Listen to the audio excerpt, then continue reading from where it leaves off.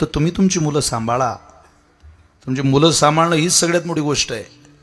ओघाओघात संस्काराचा विषय निघाला म्हणून तुम्हाला हात जोडून प्रार्थना करतो. कुठेही आपल्या पोरांना पाठवू नका. पोराकडे लक्ष द्या जरा. घरातल्या प्रत्येक महिलेने 3-3 तास गॅदरिंगची नाचण्याची प्रॅक्टिस करणारी पोरगी जर 12वी पास झालेली नाचण्याची प्रॅक्टिस करत असेल तर आईचं धाडस राहिलं नाही त्या घरातल्या आईला तिला म्हणायला की तू नाचण्याची काय प्रॅक्टिस करते, आपल्याला काय फड निर्माण करायचं का तमाशाचा, तुला काय अडचण आहे. इकडच्या बाजूला बसलेली जेवढी ही मर्दासारखी पिलं आहेत ना, छोटी छोटी तरुण पोरं, बालगोपाल, या एकही विचारा छत्रपती शिवरायांच्या या कुलाचार जोपासणाऱ्या मावळाला कोण्या भावाला त्याच्या बहिणीचं स्टेजवरचं नाचणं सहन होतं? नाही सहन होत. आम्हाला नाही वाटत तुम्ही नाचावं स्टेजवर, पण आमचं प्रेम आहे पुरी तुमच्यावर. आम्हाला बहीण प्यारी वाटते. आम्हाला असं वाटतं नाही नाही बहिणीची हट्ट पुरवा, आज ना उद्या हिला माहेर सोडायचंय, आज ना उद्या माहेर सोडायचंय. इतकी काळजी घेणारे भाऊ तुम्हाला आठवत नाही? भेगा पडल्या पायाला तरी बाप आठवत नाही आपल्याला. आपण शाळेला शिकायला गेलो की एकदम विद्वान समजायला लागतो स्वतःला. गल्ली गल्ली पडलेले शिकलेली मुलं मुली कोणी विचारत सुद्धा नाही त्यांना. तुम्हाला जर कोणी म्हटलं उद्या नाच तर विशाल महाराज खोरींनी दिलेलं उत्तर पाठ करून ठेवा. गुरुजी इज्जतदार बापाची पोरगी आहे, राष्ट्रमाता राजमाताची दौसना समाजाला पटवून देईल. देश धर्म पर मिटने वाला शेर शिवा का छावा था, महापराक्रमी परम प्रतापी एक ही शंभू राजा था. छत्रपती संभाजी राजा समाजाला पटवून देईल. अरे शेतकऱ्याच्या भाजीच्या देठाला स्पर्श करू देणार नाही ही सिंहगर्जना करणारा राजा या भूमीत जन्माला येतो. त्या राजाची कन्या शिवराजा समाजाला पटवून देईल. साहेब 16 वर्षाची बाई साडी नेसून आईकडे गेली आणि आईला म्हणते मी साडी नेसून आली. 16 वर्षाची प्रतिभा नावाची मुलगी साडी नेसून आईकडे जाते. मजल दर मजल मुक्काम दर मुक्काम तिच्या जीवनाचा प्रवास होतो. तीच प्रतिभा नावाची बाई मुक्ताईनगर विधानसभा मतदारसंघातून आमदार झाली, खासदार झाली, मंत्री झाली, राज्यपाल झाली. गुरुजी नाचणाऱ्याच बाया क्रांती करतात येत नवल नाही. डोक्यावरती पदर घेणारी महाराष्ट्रातली लेक या देशाची पहिली महिला राष्ट्रपती झाली. मी त्यांची पोरगी. म्हणा ना तुम्ही काय लाज आहे तुम्हाला?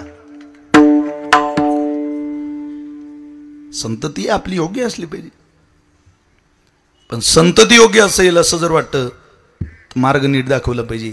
अगुणज्ञ लोकांच्या मागे त्यांना पाठवू नका. अमत स्थिरम, ज्याची भूमिका दररोज बदलते त्याच्या मागं माणसानं जाऊ नये.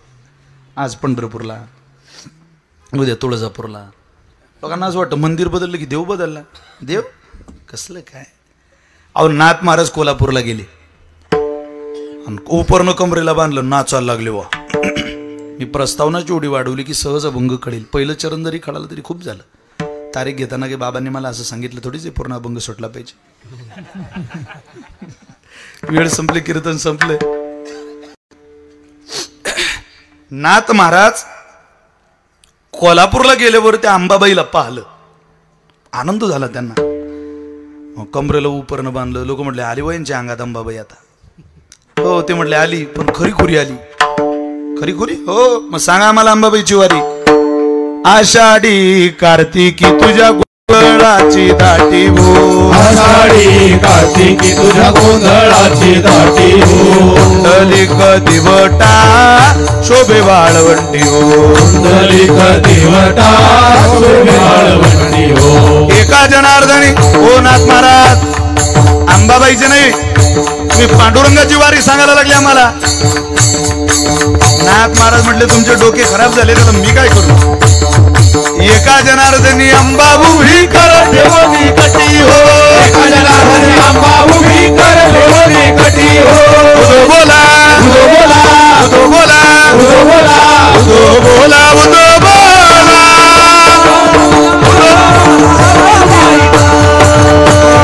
उदो बोला उदो बोला उदो बोला कृष्णाबाई माऊलीचा हो. उदो बोला उदो बोला उदो बोला कृष्णाबाई माऊलीचा हो. उदो बोला उदो बोला उदो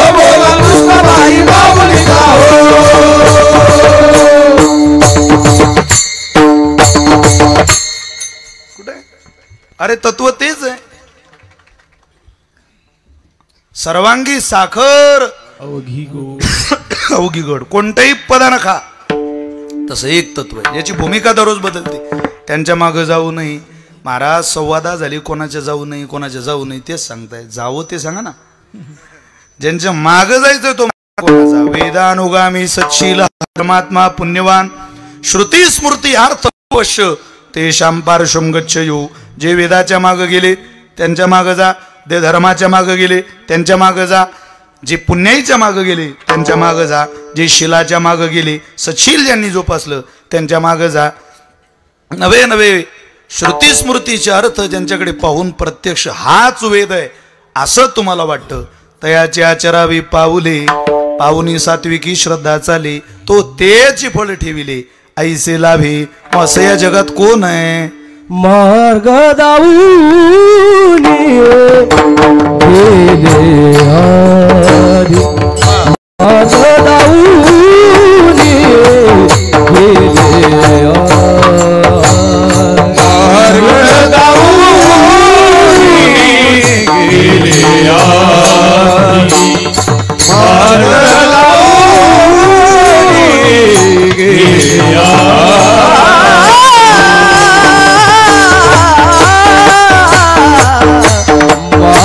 दाऊनी गेले दाऊनी गेले आज. मार्ग दाऊनी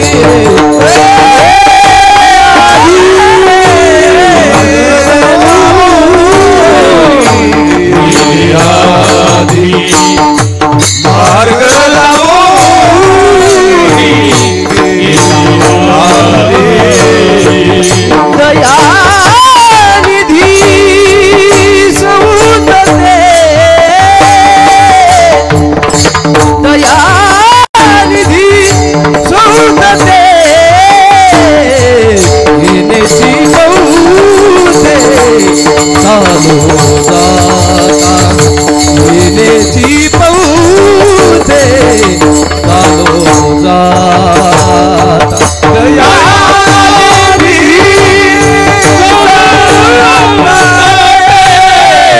दया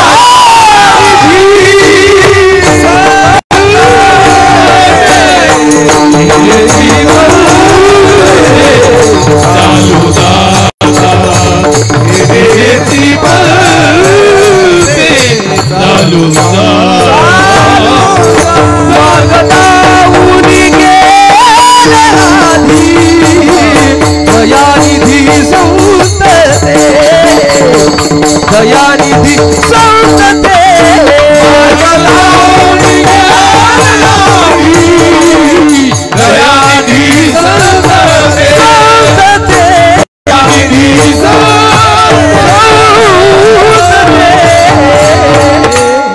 मार्ग दावणी गेले आधी दयानिधी संतते. त्या संतांनी जो मार्ग दाखवला तोच आमच्याकरता महत्वाचा आहे. तो एक मार्ग सोज्वळ आहे. तो भक्तीचा आहे. तो ज्ञानाचा आहे. तो विवेकाचा आहे. तो वैराग्याचा आहे. आणि कुठं जावं. इथं मार्ग दाखवणारे नाही वाट लावणारे आले. मार्ग नाही दाखवत माणसं. आपलं वाटोळ कसं होईल याचा प्रयत्न सगळीजण करायला लागले. काय करावं. वाट दाखवणार कोण आहे संतांशिवाय. ज्या संतांनी जी सुरळीत वाट दाखवली तीच वाट मोलाची. तीच वाट महत्वाची. मी अनेकदा आमच्या दत्तोजी महाराजांचा दृष्टांत सांगितला पण आपल्याला सगळ्यांना तो आज इथे पुन्हा उपयोगाचा आहे. ज्या वेळेला दत्तोजी महाराज मी 100दा त्यांच्या मुखातून दृष्टांत ऐकला ते ज्ञानोबारींच्या 2 ओव्या आणि तुकोबारींची 3 प्रमाणं देऊन दृष्टांत द्यायची. संतांनी काय दिलं जगाला. अहो संतांनी दिलं. संतांनी जी वाट दाखवली त्या वाटेने व्यवहार फसला नाही लोकांचा तर परमार्थ कसा फसेल ते सांगायचे. ते म्हटले एक राजा त्याचे काही शिपाई त्याचा प्रधान शिकारीला गेले आणि शिकारीला गेल्यावर सूर्य अस्ताला जायला लागला. रात्र व्हायला लागली. ते म्हटले बाबा रे सूर्य अस्ताला जातोय शिकार तर काही भेटत नाही. या दिशेला शोधा या दिशेला शोधा कोणी पुढे शोधा. तिन्ही दिशेला तिघं गेले पण घडलं असं तिघांची चुकामुक झाली. राजा कुठं प्रधान कुठं शिपाई कुठं. ते म्हटले आता उशीर झाला पटकन गावाकडे गेलं पाहिजे शहराकडे गेलं पाहिजे नाही तर जंगलात रात्र काढावी लागेल. तिघही वेगळ्या वेगळ्या वाटेनं निघाले. त्यातले 4 शिपाई रस्त्याला लागले पुढे. त्यांना रस्ता कळत नव्हता. एक दोन्ही डोळ्याचा आंधळा माणूस तिथं बसलेला आणि या शिपायांनी त्या आंधळ्याशी बोलायला सुरुवात केली. तिघांच्या बोलण्यातला फरक बघा कसा आहे. ते शिपाई म्हणतात, ए आंधळ्या, ते आंधळ बाबा म्हटले, काय हो, आमची काही माणसं चुकली, रस्ता सांगतो का, शहराकडे जायचंय आम्हाला. ते आंधळे बाबा म्हटले, सरळ जा, एक पिंपळाचं झाड आहे, त्या पिंपळाच्या झाडाखालून उजव्या हाताला वळा, तुम्ही शहराकडे जा. विनयतेनं त्याची भाषा. 15 मिनिटांनं प्रधान आला. तो म्हटलं, आंधळे बाबा, शहराकडे जायचे, रस्ता सांगता येईल का. सरळ जा, पिंपळाचं झाड आहे, उजव्या हाताला वळा, पिंपळाच्या झाडाखालून शहराकडे जा. अर्ध्या तासाने राजा आला. सुरदासजी, बाबा, हे घ्या, तुम्हाला 2 फळं आणली खायला. तुम्हाला जर काही त्रास नसेल बाबा, तर माझी काही माणसं चुकली, तुम्हाला रस्ता सांगता येईल का हो. राजा, पुढं जा, पिंपळाचं झाड आहे गळ्या, पिंपळाच्या झाडाखालून उजव्या हाताला वळ, तू शहराकडे जाशील. आताच तुझी माणसं गेली राजा पुढं. तुझे काही शिपाई होते, पुढे गेले 4 जण अर्ध्या तासा अगोदर. 15च मिनिट झाले, तुझा प्रधान गेला आणि आता तू आला. तो म्हणे, दोन्ही डोळ्याचा आंधळा. पुढे शिपाई गेले, मध्ये प्रधान गेला, ना आता राजा आला. सांगतो, याला कसं माहिती पुढची शिपाई मधला प्रधान आणि आताचा राजा आहे. राज्य चालवणारा माणूस चोखंदळ लागतो. ज्याला बुद्धी येत त्याला राज्य सांभाळता येतं. कोणालाही राज्य कसं सांभाळता येईल. मतदारसंघ सांभाळायला, जिल्हा परिषद गट सांभाळायला, पंचायत समिती सांभाळायला, स्थानिक स्वराज्य संस्थेचं एक महत्वाचं माध्यम ग्रामपंचायत सांभाळायला अधिकारी माणसं लागेल ना. काही बाबा त्याला कळालं पाहिजे. काही कसलेलं होकार. साहेब, आमच्या भागात जरा पाण्याची व्यवस्था नाही हो, जरा पाण्याची व्यवस्था करा ना, एखादी विहीर वगैरे. काही विहीर, मी नदी आणतो तुमच्या भागात. पाव काय उद्धार होईल समाजाचा. जाऊ दे बा, अशी बरीच माणसं आहे साहेब. आम्ही दररोज फिरतो, पाहतो, वाईट वाटतं कधी कधी. नुसते आश्वासन आहे काही भागात, पूर्तता कशाची नाही. फक्त बोलून जायचं, आपलं मोकळं व्हायचं. हाताला काय लागलं, सोन्याची टोपी, मकरन नासपुरीची. चला, कठीण झालंय सगळं. चला, पण क्वचित काही माणसं असतात की जे विनयानं बोलतात. तुमच्यासारखा प्रत्येक जण जर मांडी घालून या 288 आमदारातला प्रत्येक जण कीर्तनाला बसला, मला नाही वाटत साहेब महाराष्ट्रातल्या शेतकऱ्याला रडावं लागेल. रडावंच लागणार नाही. ज्याला ज्ञानोबा आहे तुकोबा विषय असताय ना, तो समाजाचं वाटोळं झालेलं बघूच शकत नाही. इथं पाणी नाही हो काही भागात, राज्यात पाणी नाही. यंदा तुम्ही जरा शेतकरी म्हणून फिरा, प्यायच्या पाण्याची पंचायत आहे महाराज. श्रावणात टँकर चालू होते. सांगा काय करता. 5-5, 6-6 पोते सोयाबीन घरात आहे, 2 पोरी लग्नाचे आहे. काय मजेत चाललंय सगळं. पहिली एकच उपमुख्यमंत्री होता, आता 2 झाले. घ्या बा आता काय. आम्ही तुम्हाला सांगू शकतो साहेब, हे कोणाला सांगणार दुसरं. पण परिस्थिती अशी झाली की आमच्यासारख्या माणसाचं प्रत्येकाच्या मनात चाललंय काय कळत नाही. शेतकऱ्याकडे दुर्लक्ष होऊन दुसरे विषय. पोटतिळकीनं काही आमदारांनी विधानसभेत प्रश्न मांडले, विधान परिषदेत मांडले, दोन्ही सभागृहात मुद्दे गाजले. साहेब, मी शेतकऱ्याचा पोरगा आहे, 7,000 रुपये क्विंटल कापसाला भाव कोणी व्यापारी लवकर द्यायला तयार होत नाही, आणि 7,000 रुपये कापसाचा भाव परवडत नाही. काय हरकत आहे शेतकऱ्यांकडे थोडंसं आपण लक्ष दिलं तर. आशीर्वाद दिला समाज. पण काही आमदारांचं मतदारसंघ आपल्या राज्यातल्या तुमच्यासारखं धाडस नाहीये कोचे साहेब की इतक्या समाजाला फेस करतील, इतक्या समाजापुढं 2 तास मांड्या घालून बसतील. तुमचं काम बोलताय, तुम्ही प्रत्येक गावात सभागृह दिला, लोकांच्या भावना ऐकून घेतल्या, कामं केली लोकांची. कामं करणाऱ्या माणसाचं नाणं खणखणीत वाजतं, खन त्याचा रुपया छन्न वाजतो असा. पण ज्यांनी कामं केली नाही ना, त्यांना पुढे येऊ द्या. लोक म्हणतील तू फक्त त्या दिवसाची वाट पाहतो आम्ही. इथं काय राजपद हे व्यवस्था आहे आपल्या धर्मपरंपरेत केलेली, ती समाज व्यवस्थेची एक महत्वाचा कणा आहे. तो समाजाच्या गरजा भागवणार आहे. असे राज्य सांभाळणारा माणूस चोखंदळ लागतो. तो चोखंदळ राजा, तो तो म्हणे बाबा तुम्हाला कसं कळलं माझे पुढचे शिपाई मधला प्रधान? तुम्ही बोर नाही ना झाले पण अजून?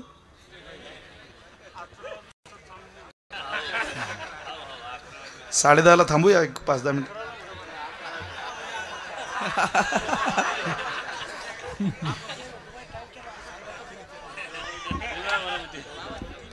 नहीं नहीं नहीं, शांति रखो, सोना मिलेगा.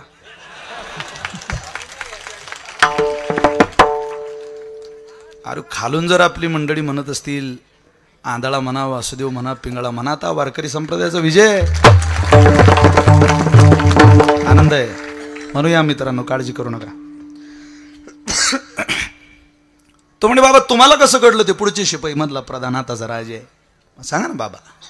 तो म्हटले राजा आम्ही ज्ञानेश्वरी वाचली गड्या, डोळे नाही पण गुरुनी सांगितली, आणि ज्ञानेश्वरी माणसाचा व्यवहार फसू देत नाही. तुमच्या दारावर जर कोणी बेल वाजवली बदनापूरकर, आणि त्याचा विचार, त्याचा आचार, त्याचं मन कसं आहे, त्याची दृष्टी कशी आहे, हे जर तुम्हाला ओळखून घ्यायचं असेल तर ज्ञानेश्वरी वाचावी लागेल तुम्हाला. ज्ञानेश्वरी तुम्हाला माणसाचा परिचय करून देते. झाड जाणी जे फुले, मानस जाणी जे बोले, भोगे जाणी जे केले पूर्वजन्मीचे, दारात आलेल्याची भाषेची लेवल. जी माणसं समोरच्याचा आदर घेऊन बोलतात, नाना हा विनय आहे. हात जोडून मोठ्या माणसं पुढे आपण असं बोलावं. विनयाने माणूस राहिला की मोठा होतो. काही माणसं एकिरीच भाषेत बोलता कोणाला. बरं काय पुरुषार्थ आहे? रमेश तिथं थांब ना, आवाज दिल्यावर तू काय चालला पुढून त्याला आवाज देतोय. गुरमीत मजा नाही. ही जर माझी सगळी शिलेदार असतील, ज्ञानोबा तुकोबरांची वारकरी असतील, तर यातल्या सामान्यातल्या सामान्याकडे, वारकऱ्याकडे पाहण्याची माझ्याकडे ज्ञानोबारांनी दृष्टी द्यावी. आज त्याच्याकडे टाळ आहे. तो पोरगा जरी असला, त्याला गाता येत नसेल, वाजवता येत नसेल, पण उभं राहू वाटतंय, आलाय, टाळ आहे गळ्यात, आनंद आहे, दृष्टी असली. राजा रे तुझे पुढे शिपाई गेले ते मला आंधळ्या म्हणत होते. मी तेव्हाच ओळखलंय कमी पगारीन फुल अधिकारी. बहुतेक शिपाई असला पाहिजे. तुझा मधला प्रधान मला आंधळे बाबा म्हणून गेला. मला वाटलं गड्या प्रधान असावा. तू आला, सुरदास म्हटलं, हात जोडले, फळं दिली खायला, 100% समजलं हा राजा आहे. तो म्हणे बाबा काय तुम्हाला देवानं बुद्धी दिली, तुम्ही माझ्या खांद्यावर बसा. खांद्यावर आणला म्हातारा. अरे राजा खाली उतर. खाली. तो म्हणे आता खाली ठेवणार नाही मी, एकदम राज्यात. तुम्हाला इतका डोकेबाज म्हणून जंगलात ठेवायचं नाही घरी. 4 शिपाई त्या आंधळ्यावर नजर ठेवायला ठेवली. काय झालं तरी झालेले, आंधळ मरता कामा नाही. अरे ते म्हणत पण त्याला आयुष्य पाहिजे ना, ते मला सांगायचं नाही. तो मेला ही बातमी जर आली समजा, तो मला चौकात फाशी देईल. चौकात ते म्हणे काय ताप झाला गड्या, आंधळ. ते मस्त चकडूल. 15 दिवसाने त्या राजाला घोड्याच्या रेसचा छंद होता. दत्तूजी लय गोड सांगायचे अदृष्ट. त्या राजाने 40 लाख रुपयाचे 2 घोडे घेतले. सारंगखेडा नावाच्या नंदुरबार जिल्ह्यातल्या बाजारातून घोडे आणले. आताच बाजार झाला. मुद्दाम बाजार तिकडचं सांगितला, माझं गाव तिकडे, उत्तर महाराष्ट्रातला बाजार आहे तो. 2 घोडे आणले 40 लाखाला. गाडीतून घोडे खाली उतरवणार, तेवढ्यात राजाला वाटलं कडे 40 लाख रुपयात जर व्यवहार फसला तर आपली माती होईल. आंधळ्याला विचारू घोडे कसे काय. त्यानं हाताला धरून आणलं. बाबा हे घोडे पाहता का एकदा? बरं बरं बरं. घोडे आणले का भाऊ? लाव माझा हात त्या घोड्याला. पहिल्या घोड्याला हात लावला. नुसतं हात लावतो बरं, थर बी थरायला लागलं ते. दुसऱ्या घोड्याला लावला. ते जागचं हालत नव्हतं, पाठीवर, पोटावर. आंधळ म्हणे एकच गिराज आहे, हा घोडा आपल्याला चालणार नाही, तो रेसला काम देणार नाही, तुला नापास करेल, तो तुझं नाव जाईल आणि पैसे जातील. व्यापाऱ्याला विचारलं खरं सांग घोडा कामाचा कोणता आहे? तो म्हणे राजा हा धंदा आहे गड्या, धंद्यात एकासोबत चांगल्यासोबत वाईट गोष्ट काढावीच लागते. खरंच एकच घोडं कामाचं आहे, मला माफ कर, फक्त जाता जाता एवढं सांग हे म्हातारं कुठून आणलं तुला, आणि तुला सल्ला देणार आहे की अख्ख्या भागातच जिल्ह्यातच सांगणार आहे कोणालाही घोड्यात, आमचा तर धंदाच बसेल.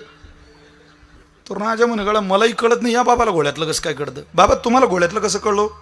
आम्ही गाथा वाचलाय रे राजा, आणि गाथा असं सांगतो तेजा ऐशा रीती तर टोफोपावर येते. तो कोबरा असं सांगतात घोडा घ्यायचा आहे का तुम्हाला? धक्का लावा, बिथरला तर घोडा घ्या, नाही तर घेऊ नका. अरे बापरे, राजा म्हणे पाहिलं तो कोबऱ्यांचा गाथा वाचला, 20 लाख रुपये वाचवले. म्हातारं जगलं पाहिजे, त्याला खोटा चालू करा. दररोज खोराक. हातावर जाऊ नका, दुधाचा ग्लास म्हणत होतो तुम्ही. 1 ग्लास दूध, 1 ग्लास दूध, 1 ग्लास दूध, 1 ग्लास दूध, 1 ग्लास दूध, दररोज 1 ग्लास दूध, रोज 1 ग्लास दूध, रोज 1 ग्लास दूध. म्हातारा एकदम गुडगुडीत झाला. 1 महिन्याने हिऱ्याचा व्यापारी आला. तो म्हणे, राजे हिरे. मी तयार शौकीन होता. तो किंमत म्हणे 15 लाखाला 1 आहे. किती हिरे आणले? पण 5. 75 लाख रुपये देईन. हिरे घे. 75 लाख रुपये काढून ठेवले त्याने. हिरे देणार आणि पैसे देणार आणि हिरे घेणार. तेवढ्यात राजाला वाटलं कडे म्हाताराला दाखवू हिरे. खोराक लक्षात आहे पण तुमच्या. 1 ग्लास, तर मोठ्यानं सांगा 1 ग्लास. मला आवाज येऊ द्या जरा. 1 ग्लास. साहेब 2 वर्षानं या लोकांना खोराक विचारा, ते आपली खोराक सांगतील. खोराक ताकदवानच तितकी. तो कोबऱ्यांची खोराक येते. 1 ग्लास दूध, 1 ग्लास दूध. तो हिऱ्याचा व्यापारी आला आणि ते हिरे घेतले राजानं. आंधळ्याला दाखवले. बाबा पाबर. म्हाताराने हिरे घेतले. खोलीत गेला. 5 मिनिटात बाहेर आला. व्यापाऱ्याच्या हातात 2 हिरे दिले, राजाच्या हातात 3 दिले. सांगितलं राजा 3 खरे 2 खोटे. विचारायला तो म्हणे, राजा माफ कर, धंद्याची रीत आहे, चांगल्यासोबत वाईट काढावंच लागतं. तुम्ही किती निरखून द्राक्ष घ्या, विकणारा 2-4 डागेले. तो कॅरी बॅग घेताना त्या टाकूनच ते गळ टाकतो. वा, द्राक्ष म्हणजे द्राक्ष. दिरीत आहे ती धंद्याची. आम्ही नाही का. अहो म्हणजे सुरुवातीचे 10 मिनिट, शेवटीचे 10 मिनिट असं असतं ते. सगळ्याच गोष्टी तुम्हाला सांगितल्यावर लागाल बाबू कीर्तन करायला नाही तर सगळी. हिरा घेतला. म्हातारं गेलं. 5 मिनिटात बाहेर येऊन सांगितलं खोटे 2 आणि 3च खरे. पण तुम्हाला कसं कळलं बाबा? तुम्हाला कसं समजलंय? अरे हिरा ठेविता एरणी तो को बरे बोलतात. वाचे मारिता जो घनी तोची मोल पावे, खरा करणीचा होय चोर. हिरा ऐरणीवर ठेवायचा, वरून घनाचा टोला मारायचा. ओरिजिनल हिरा ऐरणीत तरी जाईल, नाही तर वरच्या घनात तरी जाईल ना. ओरिजिनल हिरा फुटत नाही. जर समजा फुटला तर असं समजावं आपल्या सासरवाडीने तो डुप्लिकेट दिला होता. राजा म्हणे गड्या 30 लाख रुपये आज वाचवले 2 हिरे. खोराक वाढवा रे भाऊ.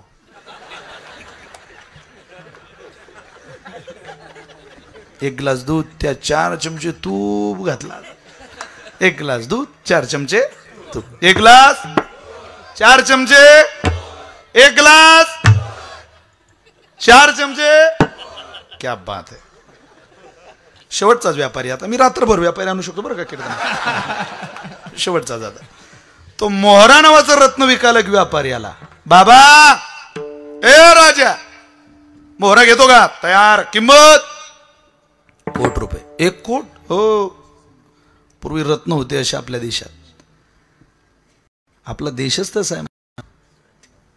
जहां सूरज सूरज सूरज सबसे पहले आकर डाले अपना डेरा, डाले अपना डेरा, वह भारत देश है मेरा, वह भारत देश है मेरा.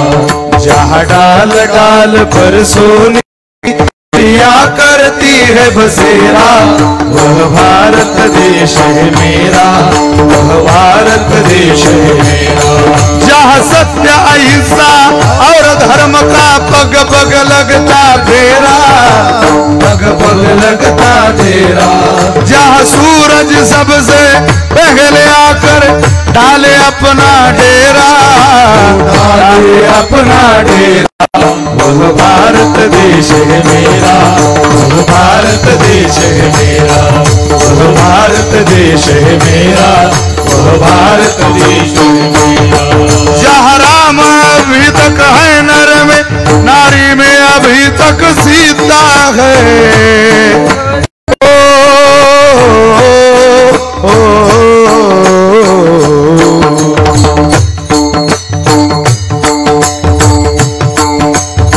भारताचं वर्णन करत असताना बरेच गीत गायली जातात.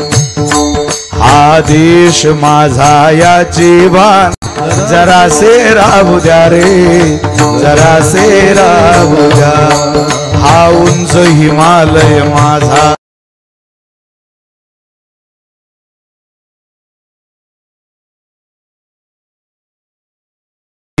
माझा, हा आदेश माझा याचे वाट जरासे राहू द्या रे, जरासे राहू द्या.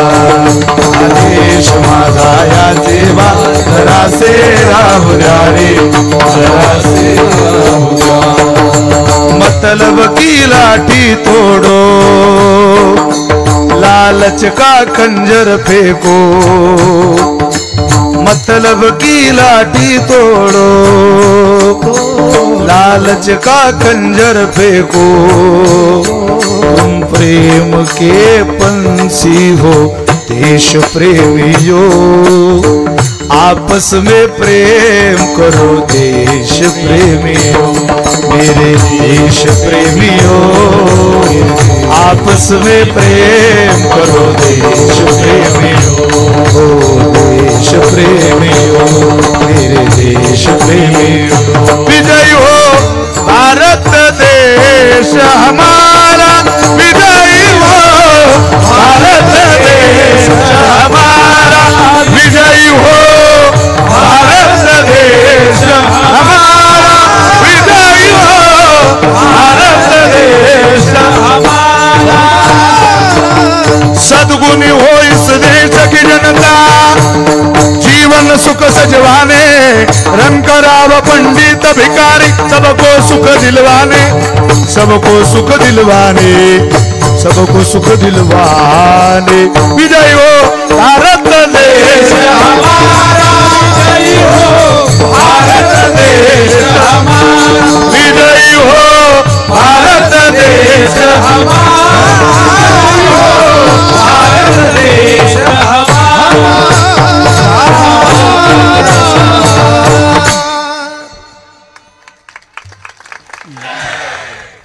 चीन म्हणावं आमच्यावर आक्रमण करता. अरे बॉम्ब तरी आहे का देशात?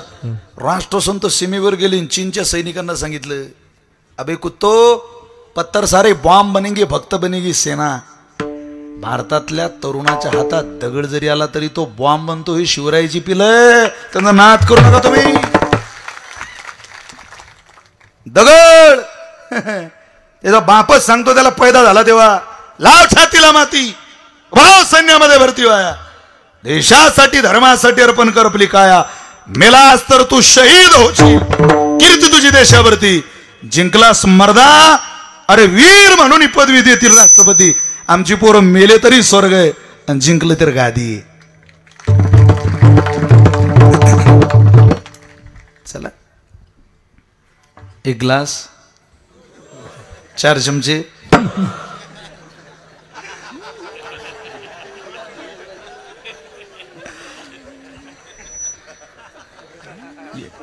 काय उघड श्रोते हुशार आहे बा. खुराक तुमच्या पक्की ध्यानात आहे, पण मोहरा नावाचं रत्न विकायला आलेला तो म्हटलं 1 कोटी रुपयाचे रत्न आहे. पुरे खूप रत्न होते आपल्या देशात, आता राहिले नाही. आता कवी कल्पनेत जमा झालं. चिंतामणी, नागमणी, अशा अनेक गोष्टी सांगितल्या जातात. सेमंतक मणी, सेमंतक मण्याचं तर अख्या नाही. 17 जित स्तोनन्न या कृष्णाय कृती किल्बिषः सेमंतके नमनीना स्वयं मुंदम्य दत्तवान. श्लोक आहे शुकाचार्यांच्या मुखातला. 1 कोटी रुपयाचं रत्न. 5 मिनिटं दाखवू का जरा बाबाला? दाखवा दाखवा. बाबा हे रत्न घेतलं मी, बघा बरं जरा. किंमत रे 1 कोटी. कसलं रत्न आहे? मोहरा. अरे वा वा, आण. 1 दोरा दे. कशाला बाबा? आण. काडी पेटी दे. कशाला बाबा? अरे आण रे राजा. दोरा घेतला, काडी पेटी घेतली, म्हातारं खोलीत गेलं. 5 मिनिटात बाहेर आलं. राजाच्या हातात मोहरा नावाचं रत्न दिलं. सांगितलं हे खोटं आहे. त्याने तलवार काढली, मुंडकं तोडतो म्हणे. खिसा कापायला आला का आमचा 1 कोटी रुपयात? सांग मोहरा खरा आहे की खोटा आहे? तो म्हणे राजा माफ कर, हा मोहरा खरंच खोटा आहे, फक्त एवढं सांग या बाजाराला कुठून आणलं बाबा? तिथं आमचं पोट भरायची पंचायत. बाबा तुम्हाला मोहऱ्यातलं कसं कळलं? आम्ही गाथा वाचलाय. महारातेची अंगे सुतन जळ्याचे संगे, सुतन जळ्याचे संगे, सुतन जळ्याचे संगे,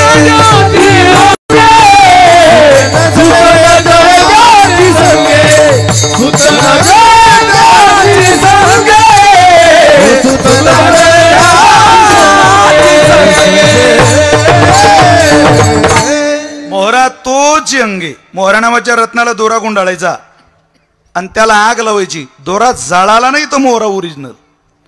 हे PhD झालेला कळत नाही, पण माझ्या तुकोबर आहे ना कळत. मोहऱ्याची परीक्षा केली का त्यामध्ये तुकोबरांनी. अरे बापरे, राजा म्हणे खोराक वाढवा रे भो. 1 ग्लास दूध, 4 चमचे तूप, त्यात 2 लाडू वाढवल्या.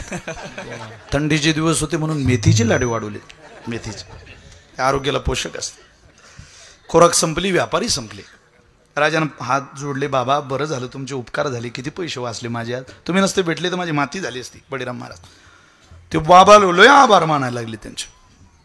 माता राहू दे, राजा कशाला आभार मानतो. नाही नाही बाबा, तुमची काही इच्छा वगैरे काही नाही, पण किती कळतं तुम्हाला. राजा, अरे हे तुला थोडंसं दाखवलं आम्ही, झलक लय कळतं आम्हाला तसं, पण आम्ही सांगत नाही कोणाला. अशी रांग लावत नाही दारात. म्हणजे काय काय कळतं? भूतकाळ कळतो, वर्तमान कळतो, भविष्य कळतं. तुम्हाला हो, म्हणजे तुम्हाला माझा भूतकाळ, तुझा भूतकाळ तर पाठ आहे माझ्या. तुम्ही कधीच सांगितलं नाही बाबा, इतक्या दिवसात तुम्ही विचारला नाही राजा. आणि तुला एक सांगू का, रागवू नको, तुझा भूतकाळ तुझा ऐकण्यासारखा नाही.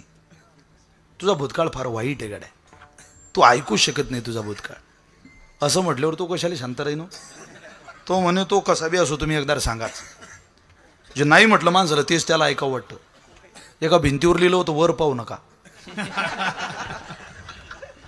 लगेच माणसं वर पाहायची. तिथं होतं तरी गाढवपणा केलाच का रे.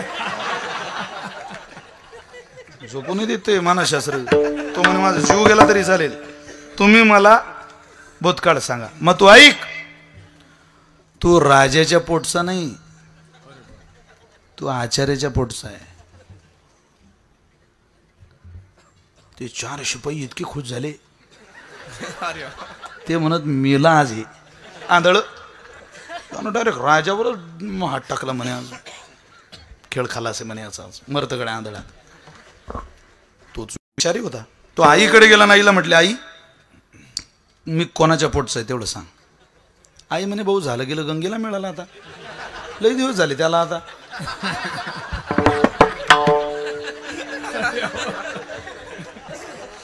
तुला काय आता एकदम मला तिकडे नेऊ नको, मला त्रास होतो त्या गोष्टीचा. तो म्हटलं, मी कोणाच्या पोटचं आहे तेवढं सांग. तू आचार्याचाच आहे. मला मुलं होत होते, मरत होते. बाळा 4 मुलं झाली, 5 मुलं झाली, 5ही मुलं मेलेली जन्माला आली. मला 6वं पोरग झालं, ते मेलेलं झालं. पण मला ज्या दिवशी 6वं पोरग झालं त्या दिवशी या राजवाड्यात स्वयंपाक करणारा एक आचारी होता. त्या आचार्याच्या बायकोला सुद्धा मुलगा झाला होता. मी तिच्याकडे गेली आणि तिला म्हटलं, मेलेलं पोरग तू घेईन, तुझं पोरग मला दे. तू जर मला दिलं तर मी त्याला लहानाचं मोठं करेन, दूध पाजेल माझं, आणि मोठा झाला की या राज्याचा वारसदार म्हणून त्याला राजा बनवेन. तुझं पोरग राजा भाऊ वाटत असेल तर मला दे. तुझ्या आईने तुला मला दिलं, मी तुला लहानाचं मोठं केलं, राजा केलं. असा तू आचार्याच्या पोटचा आहे. तुमच्या डोक्यात आला तसा आचार्याच्या पोटचा नाही. बरं,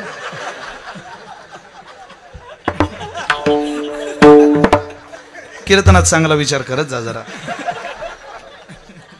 तुम्हाला वाटलं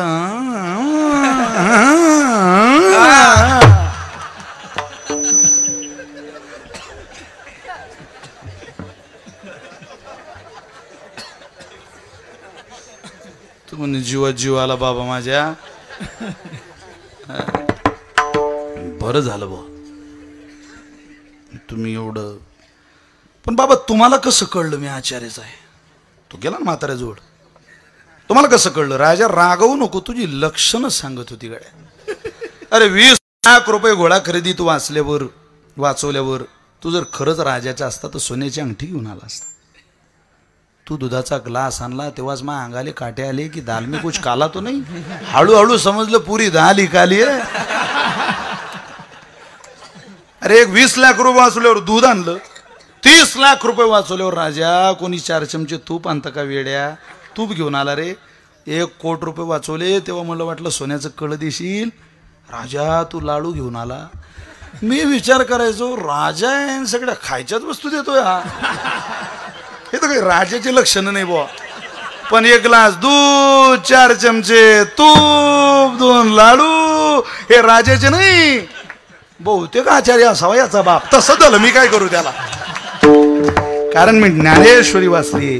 ज्ञानेश्वरी असं सांगते, भूमीचे मार्दव सांगे खोमाची लवलव, नानाचार गौरव मार्ग दावूनी गेले. मार्ग दावुनी गेले मार्ग दावुनी गेले मार्ग दावुनी गेले आदया दिदी सौदे